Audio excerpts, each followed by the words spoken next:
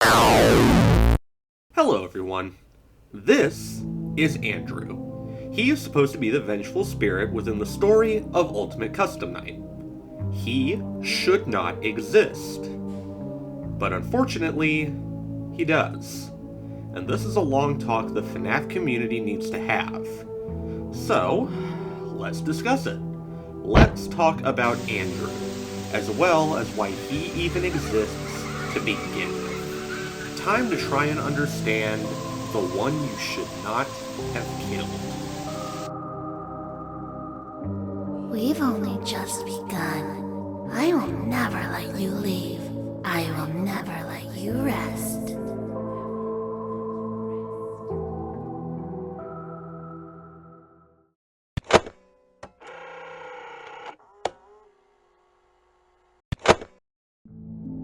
Now, first we need to get into the actual detail of who Andrew is, like, as a person. I can guarantee you that if you are not a major FNAF player, or you're one that's 3 years behind, you are going to have no clue who this kid is. Who is Andrew is a common phrase you will hear when you bring him up in conversation amidst other FNAF fans. Andrew is sort of the boogeyman, or looming terror, that the FNAF fans hear when they go to sleep after watching a couple lore streams about UCN, or Ultimate Custom Night, whether in passing or not. While he isn't named in the games, nor does he appear much, the role people best, or worst, know him for is in the Fazbear Frights anthological side stories, novelized spin-offs of the FNAF series that so far have been adapted to the games with the release of Into the Pit. Within Fazbear Frights, Andrew is essentially one of the main characters for most of the side stories he's in, mainly acting as the antagonist of his appearances. He's a kid with barely any memory, an angry and vengeful kid who lashes out at people because he suffered immensely, for reasons he can't even comprehend. His greatest enemy has always been the main villain of the series up until Help Wanted, William Afton, the man who murdered him and subsequently left him to be forgotten by everyone that he knew. His friends, family, nobody even knew that he had died in the first place. How he died is a mystery. It's left up to the reader's imagination, but it was painful, and he wanted William to suffer like he did. The main iconography he dons when he seeks his revenge is through a plain green alligator mask that he wears over his face, somewhat akin to an unnamed background sprite in FNAF 3 that most likely isn't him, but will act as a good disposable reference, so let's keep this on hand for later. Scott introduced him pretty late into the series, right after Ultimate Custom Night as a matter of fact, so most people didn't get the time to process or actually figure out who he was. It didn't help that the Frights books have a lot of characters, and he tends to blend in at times. Now you may be asking me, Max, what's the big deal? He doesn't sound so bad, he seems pretty interesting. A bit odd to just throw to the wayside, but on paper he seems cool. But oh boy, this is just the beginning. We know Andrew's motives, his personhood, what he has as traits, but I think now we need to talk about his role in the story, and this is why people either don't know a damn thing about him or absolutely fucking hate him.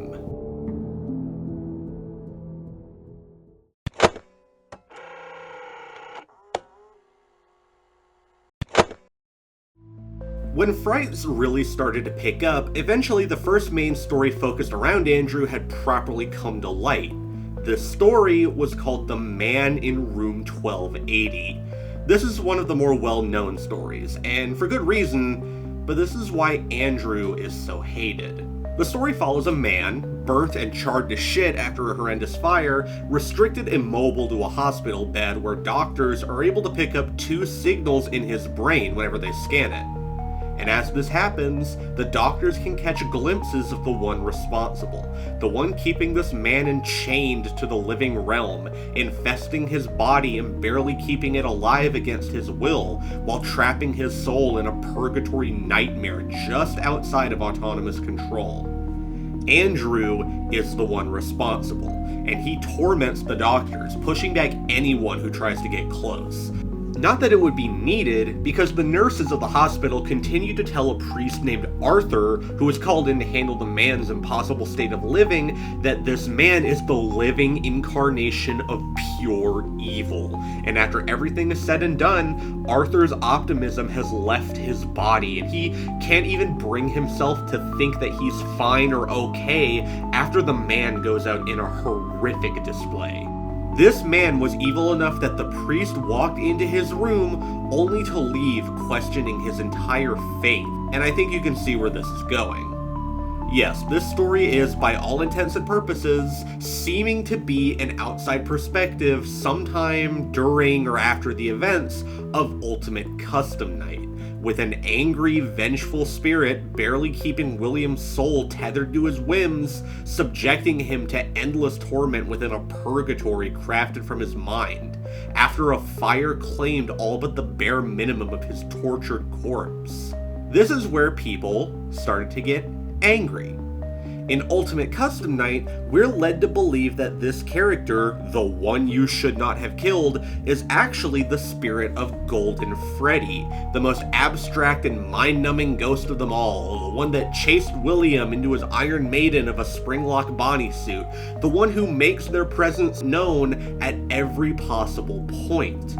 Golden Freddy appears at the end when you beat the max mode for the first time, and using a death coin on Golden Freddy gets you a special jump scare with the first animatronic to chronologically exist, Fredbear. This boy controlling UCN seemed to be putting Afton through the torment he deserved. But then Frights showed up and says that basically everyone is wrong and that it's not actually Golden Freddy. People got a little reasonably upset for falling for this red herring, and Cassidy basically became the ragebait poster child of the FNAF story. People did not like the Fright stories, and Andrew would only continue to get more appearances that expand on his presence as a character. Andrew, meanwhile, was basically shown to us as being the vengeful spirit, while Cassidy only really had the ending cutscene to back up the conclusion of it being the Golden Freddy spirit. People concluded that Andrew was a shoehorn, badly written, and a stupid character that didn't need to exist because it just takes away from Cassidy. People consider the anthologies to all be purely non-canon, irrelevant, pointless, dumb, and stinky. They have no reason to be taken into consideration, and they have no bearing on the games whatsoever. Here's the problem, though. Cassidy is a girl. In every appearance she has, or every representation of her, she is a girl. A girl with long curly black hair. People began to come to the conclusion that Andrew is a parallel to Cassidy or a stand-in because he also has curly black hair. The books are not canon because they're just symbolic reflections, so to speak, of canon ideas with a few bells and whistles. Maybe a little fan service thrown in here and there. Andrew's main story would come after the Man in Room 1280. After he finally lets go of Afton and releases his hold, William basically erupts and explodes from all the agonized spiritual energy built up in him from Andrew, and after being taken to a Fazbear distribution center as his last wish, Andrew and Afton basically become lost souls once again. Andrew ends up in a dog animatronic known as Fetch, lashing out at people and hurting people that end up crossing his path, in one way or another. Before long, they both end up in this mashed up endoskeleton of parts created by an old man, a scientist obsessed with the occult, and ends up putting Andrew and Afton into this body with a boy named Jake. Jake and Andrew get along, and Andrew actually starts to open up, trying to actually do good by Jake by gathering up all the objects that could be laced with traces of Andrew's spirit, in order to destroy it all and prevent anything bad from happening. Unfortunately, Afton manages to take control, Andrew is severed from the mortal realm, and Jake puts a stop to everything with Afton and all that for the time being. That's it. That's where Andrew's story ends after Ultimate Custom Night, severed from the story with no fanfare and a good bit of wasted potential. Couple this frankly terrible writing with the feeling of him being shoehorned into UCN and the fact that he's perceived as stealing Cassidy's thunder, people did not become fans of him, at least not most people, including myself. And so, people started trying to come up with ideas to explain him away, pretty much.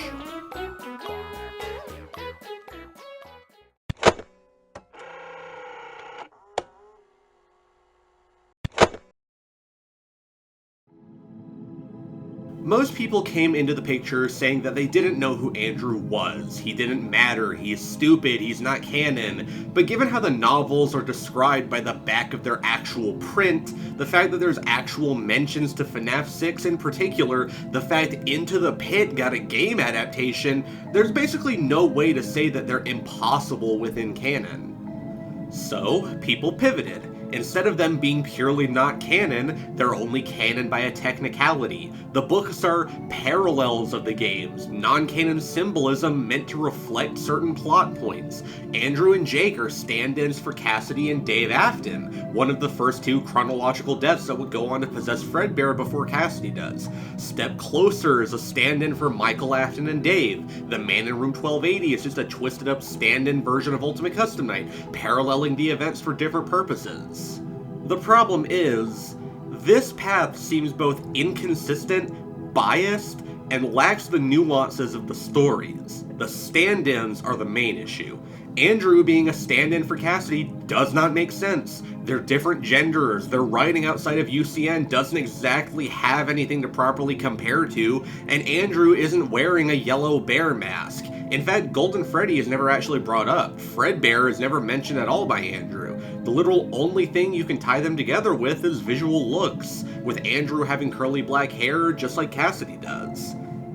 Then there's the people who just think Frights is one-to-one canon with no discrepancies or confusion to be made. That has its own problems, but that's more like the weird kid at the lunch table in this context. People do not like Andrew, is what I am saying. And people don't want him to be canon. He feels like a pointless addition meant to be a stupid tie-in twist to this new lineup of books Scott wanted to cash in on, and things only got worse when the Into the Pit game reignited this debate. But he still exists. He may not be relevant to the modern story beyond the Fright spin-off games and Ultimate Custom Night, but you can't deny that he has a presence, and that UCN is not as much of a shitstorm as it needs to be, despite the couple of glaring missteps Scott took with writing it.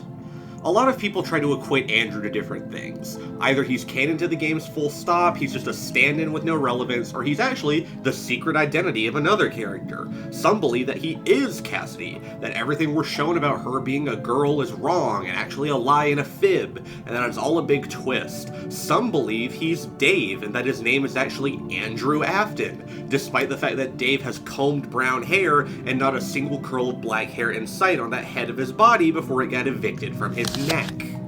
As much as you can poke holes in these theories, though, people are committed to the evidence, and that's respectable.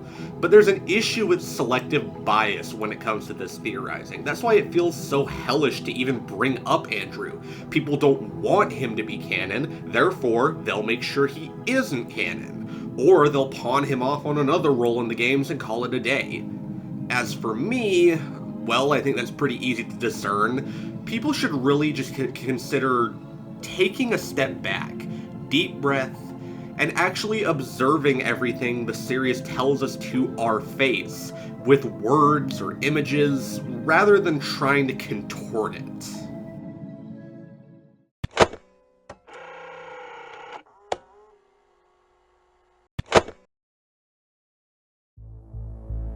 So, the grand question that the folks who haven't ever touched FNAF are probably asking: is Andrew canon to the games? Is he his own character? Does he matter?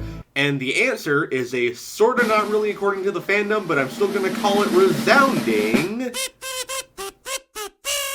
yes. Yes, Andrew is a canon character within the games. Andrew is, for all intents and purposes, the one that Afton should not have killed. He is the puppet master of UCN. Do I like this? No, not really. Like I said, Andrew has really bad writing weighing him down, and he feels confusing. But does the fact he's a shakily executed character mean he has to be non-canon? No. Selective bias or preferential treatment is only going to cause more confusion, and this is Scott Cawthon we're talking about. He makes stupid choices all the time. People debate if Cassidy is a boy in the fandom, despite the fact it hinges on UCN. Cassidy is a boy because he's the vengeful spirit in UCN, but she can only be a boy because she's the vengeful spirit in Ultimate Custom Night. Cyclical clamoring, for lack of a better term. I think it's easier to just lay things flat. Cassidy is a girl in every single point we are shown of her portrayal in the franchise. Andrew is a boy, and he is not tied to Golden Freddy at all, and their writing can't really be compared. It's apples to oranges. Dave has slick brown hair, is extremely emotional, and is quite literally blind. Andrew has curly black hair, keeps his emotions packed in, and is only unable to see through the Stitch Wraith because his soul is stuck in the battery pack on the body that he and Jake are trapped in with Afton. The only thing they have going for each other is that they're both portrayed as vengeful and tending to lash out, like in The Week Before and The Man in Room 1280, but that's not really to say they're the same character. Frights is not non-canon like people say.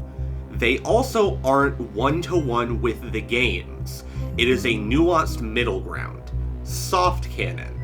Things happen. Characters and events are shared between each other for the most part, but they have some discrepancies. Mainly, Frights is not a stand-in or parallel for the games. It is a mirror of the games. It shows us stuff that happens within the timeline of the games, but written in a way that they can be adjusted, such as with Into the Pit and the differences it shares with its book version. The novels are canon, but they are not identical to the games. Andrew is not a stand-in for Dave. He is a mirror, a parallel in certain aspects of writing, but not the exact same character. Andrew is the spirit in Ultimate Custom Night. He wears an alligator mask and speaks through the mediocre melody animatronics, but never Golden Freddy. Now, some people are already going to have problems with me using the UCN spirit as the face claim for Andrew, so we might as well walk through some points that people might actually bring up. Such as, well, smartass, if Dave and Andrew having different colored hair is so important, then why the hell does the UCN spirit have blonde straight hair in the face? And people, there is an unfortunately simple explanation for that. Scott Cawthon used a photo of his son Jason's face as the edited picture of the Ultimate Custom Night kid because it was a convenient resource. The Ultimate Custom Night face is not as blemish-free of an Easter egg, such as the entire rest of the game, and besides that, the face doesn't even match Cassidy's either, because she also has curly black hair. There are also things like Andrew having a soft-spoken voice in UCN when he has a much different described voice in the Fazbear Frights books, but we also need to take into consideration that when Scott placed the audition opening for the Vengeful Spirit, he probably wasn't intending to actually make Andrew the UCN spirit from the beginning, because he's terrible at planning these things out. He's referenced two other places outside of Frights, the books, and Ultimate Custom Night. Into the Pit's expanded game version, and a sort of continuation side story of Into the Pit called Return to the Pit, kind of acting as a second loop almost of what went down in the story. First, Andrew is shown in Return to the Pit as a body that appeared days before the missing children incident took place at Freddy Fazbear's Pizza, tucked away deep in the memory of the event in a random supply closet that Oswald finds. This tells us he died before the MCI even happened. But there is a sixth body that appears in the game, which is less obvious of a conclusion if it's meant to represent Andrew or Charlie / the puppet. But we do also see representation of Andrew in 2 collection minigames. One about collecting party hats as Balloon Boy, where you can walk through a secret passage and find William Afton reaching out to grab and strangle a 6 party hat dangling and swinging in front of him out of the 5 that you need to collect in the minigame.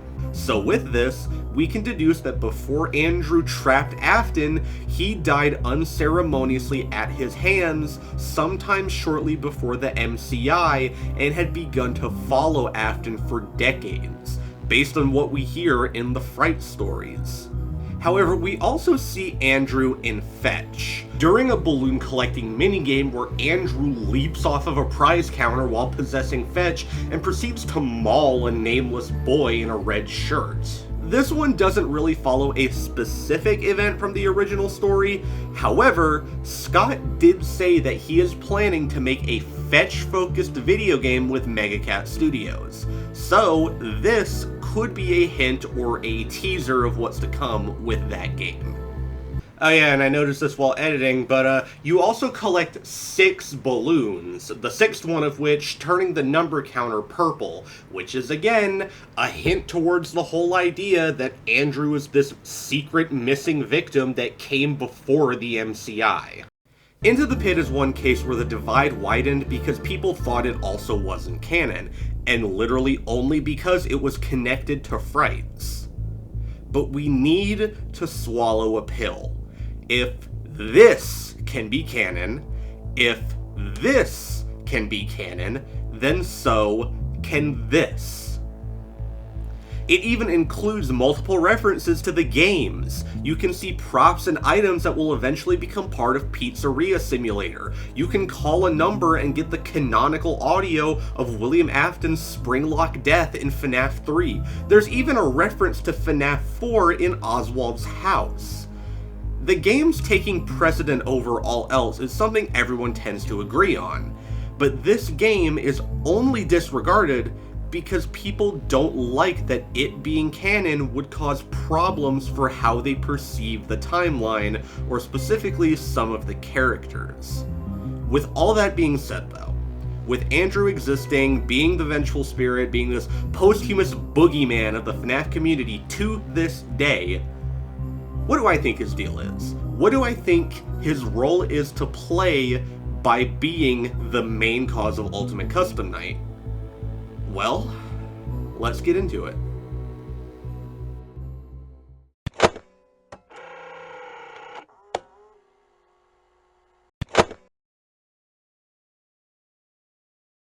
We've already concluded most of what's important. By process of elimination, Andrew is the one you should not have killed in Ultimate Custom Night. But we still have his backstory, and above all else, how he relates to Cassidy.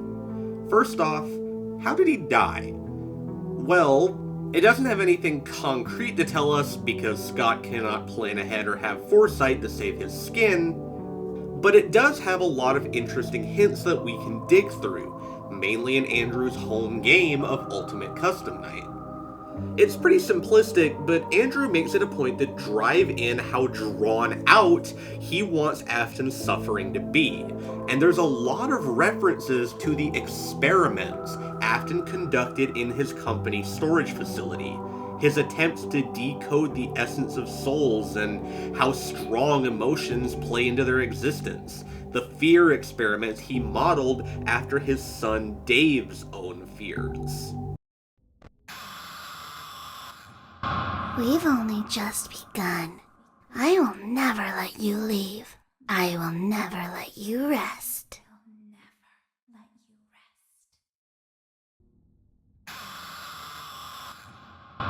This is how it feels, and you get to experience it over and over and over again, forever. I will never let you leave. I am your wickedness, made of flesh. I assure you, I am very real. This time, there is more than an illusion to fear.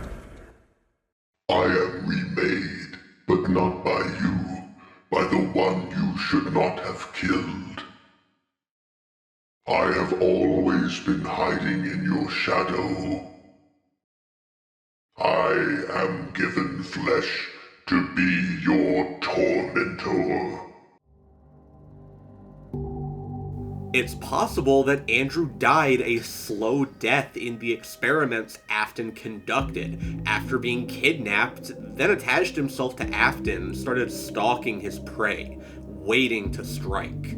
Whether before or after Cassidy went missing, well, beforehand does line up quite nicely with the body in Return to the Pit, as well as the opening and closing of Circus Baby's Pizza predating the MCI by just a brief period of time. Go watch my FNAF timeline. That's my leading guess, though. More importantly, we need to figure out his connections to Cassidy. In Ultimate Custom Night, Cassidy appears at the very end, fading into the darkness as her Golden Freddy form fades away. And if you fulfill certain conditions with Old Man Consequences in Ultimate Custom Night, you can access a room where you, as a pixelated bear, walk over to Old Man Consequences and are encouraged to leave everything behind. Seeing how this is a bear, you'd think this is Cassidy, and you'd be correct. But why is she here? That's the main blemish. If Andrew is the vengeful spirit, why is Cassidy even a part of this? Why did Scott put her in if she wasn't actually supposed to be the vengeful spirit? Well, in my eyes, there's one explanation I really like. Cassidy is Andrew's sister.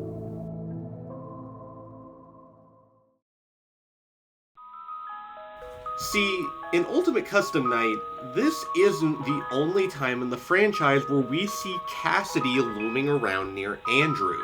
In the Fetch minigame I mentioned, you can actually see and encounter Golden Freddy, not the animatronic, but merely the apparition, sitting with glowing eyes before vanishing without a trace. But Andrew is already possessing Fetch, and like I said, he never mentions Fredbear when him and Jake are trying to destroy all the stuff that Andrew's negative emotions could be imbued within. In fact, this minigame is the current smoking gun to tell us Andrew and Golden Freddy are entirely separate entities, which means neither Dave nor Cassidy can be the vengeful spirit even if you think Frights is completely divorced from the games. If Cassidy is separate from the one who is meant to be the vengeful spirit of Frights, she can't be the vengeful spirit in the games. Some people tend to think that the boy you play as in the Fetch minigame is Andrew, but when Andrew attacks the boy, the text at the top of the screen turns to "See You," which is something directly from the Fetch story when Andrew is already possessing it. Cassidy doesn't even appear in the original Fetch story, so this just strengthens my intrigue with the possibility that this minigame is a teaser for the upcoming Fetch game Scott's been talking about. If you actually think this is a fickle or irrelevant change, why did Scott even add it then? That isn't the main point though. Why is she following Andrew around? Well, they're siblings. Hell, there's a reason they could have both curly black hair, despite the fact that they coexist next to each other within the story.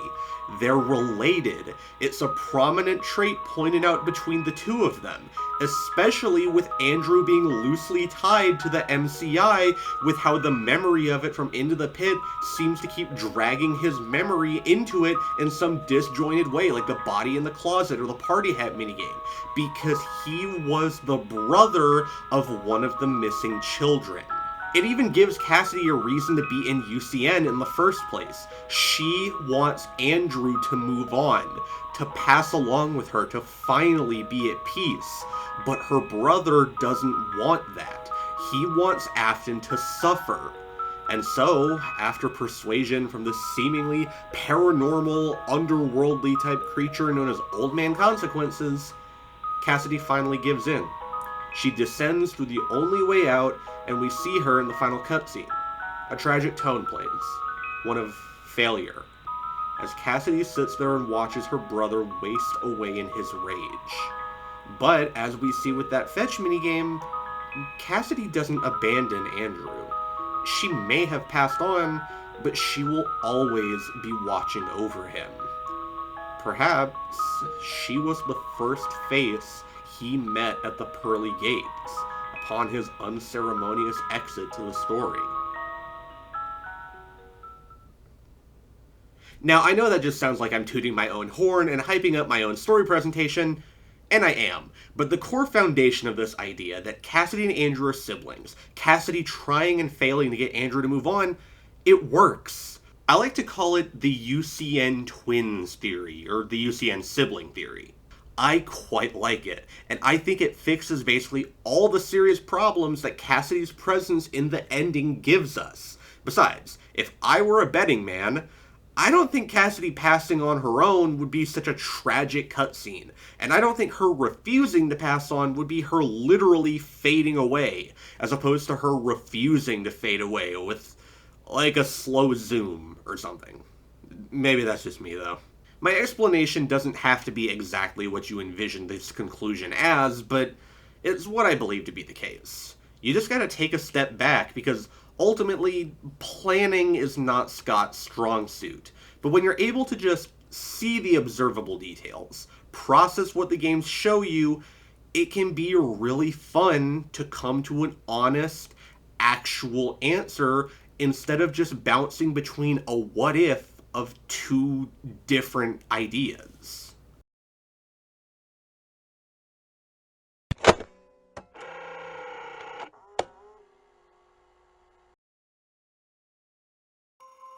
I think the main takeaway here is that I hope you enjoyed listening to this. You don't have to agree with me, and that's okay. You can just not like what I'm saying or what answers I try to provide. I made this as a boxed up guide for anybody new and old who doesn't know much about Andrew, or just needs a common reference point for his character to properly figure out what the hell is going on with him. But for the veteran fans, you can not like something if you don't want to. You can dislike the stuff I talk about. You can acknowledge that you dislike something while accepting that it can be canon. Do I like Andrew as a character? For the most part, yeah. But as a part of the story? Hell fucking no. He is badly written, he's anticlimactic, and he's vague. And he only exists for UCN and the side stories. But he is so engaging and fun to think about under the UCN siblings lens, and even if I don't like him as a plot point, I can accept that the easiest choice is to just say he exists and then move on.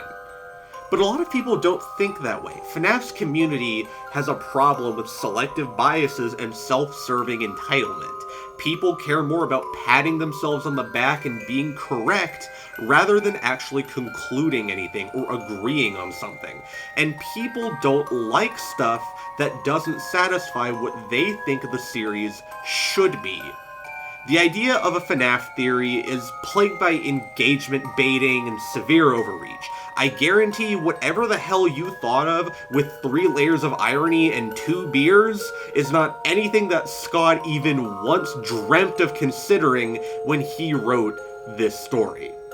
Scott is inconsistent. He's not a complex storyteller. The fandom is nothing but a debate club, and that really sucks. If you don't agree with everything I said, that's fine. For the people who just came in because they're new and needed a guide on one of the most annoying characters in the fandom, come right in. But you can accept that you dislike something and still acknowledge the fact that it is something that exists. I am barely active on places like Twitter, and I don't spend my time arguing. I just come to my conclusions and move on. And a lot of people don't seem to think there's merit in that. The only exception I really have to this is my last video discussing the origins of the shadow animatronics, and that was only because everything people said about the spring lock failures in FNAF 3 just felt like they were overcomplicating a situation with an easily discernible conclusion. I am not a debater. I am not a scientist. I am a writer. I like the story of FNAF. but I also simultaneously hate and like the character of Andrew. Debating his character doesn't really matter if you think about it. He was created solely for Ultimate Custom Night, got some elaboration and expansion and frights, and its connected derivative works afterwards, and ended with a poof of air. And I probably won't be making these sorts of beginner guide videos anymore, or theory disputes for that matter. I may just create videos on why I like different characters, but we'll see. Regardless, I hope this video finds you well. Use this as reference material if you get lost about something regarding Andrew or UCN or whatever the hell, and let me know how you felt about everything I said in the comments. Call me stinky, say that I was clever, I don't really know. I don't know how to close out this video. With that being said, I will see all of you on the flip side.